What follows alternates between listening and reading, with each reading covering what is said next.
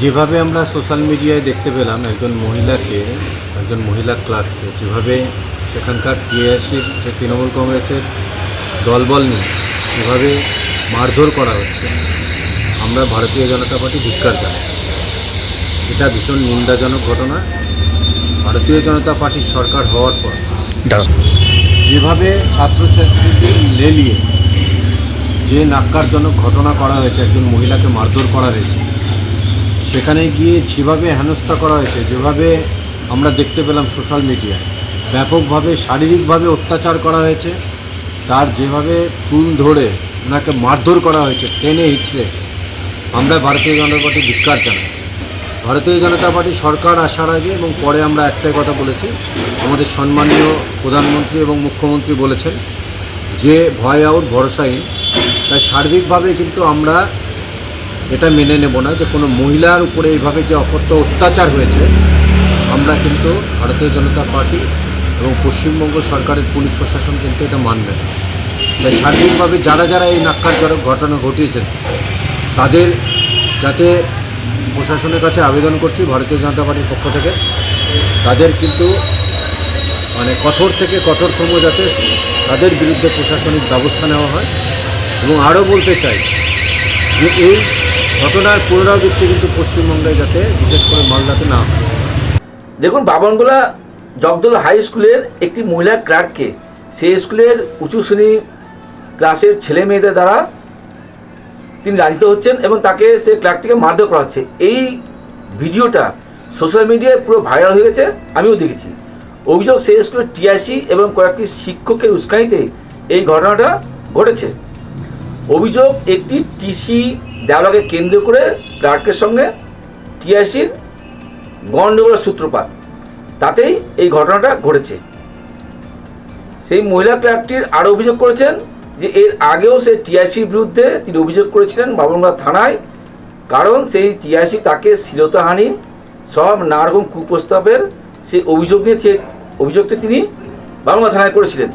Police তখন তদন্ত করেনি বা কোনো অ্যাকশন নেয়নি। এই অভিযোগটি মহিলা ক্লার্কটি করছে। আরও অভিযোগ, গ্রামবাসীদের অভিযোগ যে সেই স্কুলে মিড ডে মিল নিয়ে অনেক দুর্নীতি হয়েছে, সেই অভিযোগ তারা করছে। দেখুন, তারা তৃণমূল করুক আর কংগ্রেস করুক, যাই করুক, গ্রামের লোকরা বলছে তারা তৃণমূল করতে বলে স্কুলে অনেক অনিয়ম, অনেক দুর্নীতি তারা করেছে। সেই অভিযোগগুলো তদন্ত করা উচিত প্রশাসনের।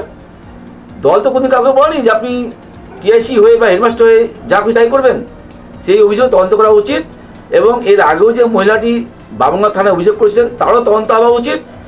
সাথে স্কুলের পঠন পাঠনের পরিবেশ ফিরিয়ে আনা উচিত, এটা প্রশাসনের দেখা উচিত, যাতে ছাত্রছাত্রীরা পড়াশোনা করতে পারে এবং স্কুলের পরিবেশটা সুন্দরভাবে তৈরি করতে পারে। প্রথমে নমস্কার, আমি জগদলা স্কুলের টিআইসি। আমি দীর্ঘ 18 বছর ধরে ওখানে শিক্ষকতা করি। এই মহিলা যে অভিযোগগুলো করেছেন সম্পূর্ণ ভিত্তিহীন। ওই স্কুলটাতে আমি 18 বছর ধরে সুস্থভাবে চাকরি করেছি। বর্তমানে আমি 2 বছর ধরে টিআইসির দায়িত্বে আছি। উনি 1.5 বছর হলে চাকরিতে জয়েন করেছেন। উনি জয়েন করার পরে ক্লারিক্যাল কোনো কাজ ঠিকভাবে করেন না। আজকে একটি টিসির ব্যাপারকে কেন্দ্র করে ঘটনা ঘটে গেছে। উনি ক্লারিক্যাল কাজ না করার জন্য ওনাকে বলা হলো যে আপনি যা আছে সেটা একটু লিখে দিন। উনি লিখতে চান, উনি আমাকে প্রেশার ক্রিয়েট করেন যে আপনি এখানে ইনিশিয়াল করুন, তাহলে আমি করব। আমি বলি যে এটা আপনি আমাকে বলতে পারেন না, এটা আপনার কাজ নয়, আপনি এটা না করলে ছেড়ে দিন, আমরা অন্য মাস্টার সেটা করে দেবো। উনি আমাকে অপত্য ভাষায় গালিগালাজ করে, গালিগালাজে চলে যায়। তখন আমিও বলি ওনাকে কিছু কথা, সেই জন্য উনি ঘুরে এসে আমাকে একটা চড় মেরে দেয়।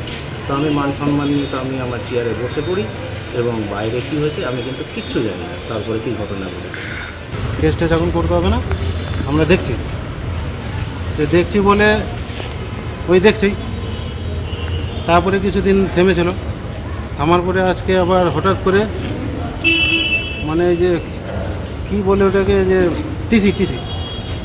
টিসির ব্যাপার নিয়েই আর কি এটা হচ্ছে। নাম ভুল ছিল, তো ওকে বলছে তুমি সই করে নাও, আমি দেখে নেব। বোন বলছে না, আমি নাম ভুল থাকলে আমি ওটা সই করতে পারবো না। হ্যাঁ, ওই নিয়ে কোনো যে একটা স্টাফ রুম থাকে না, স্টাফ রুমে এই কাজ করে, ওখানেই ও ছিল। ওখানে 2টা না 3টে ছেলে ঢুকেছে আর 2টা মেয়ে ছিল। ঢুকে দরজা লাগিয়ে দিয়েছে। দরজা লাগানোর পরে ওখানে বলে আধা ঘন্টা 1 ঘন্টার মতন দরজা লাগানো হয়েছিল। তারপরে ওরা মারধর ওরা করছে, দুটো ছেলেই মারছে, দুটো মেয়ে ছেলে ছিল, দুটো মেয়ে ছেলেও মারছে। তারপরে প্রথমে মারলো স্যার অমিত রায় নাকি যে দিয়েছি, ওই আর ননী রায়, এরা দুজন আগে মারছে চোট, ও তো কিছু বলেনি।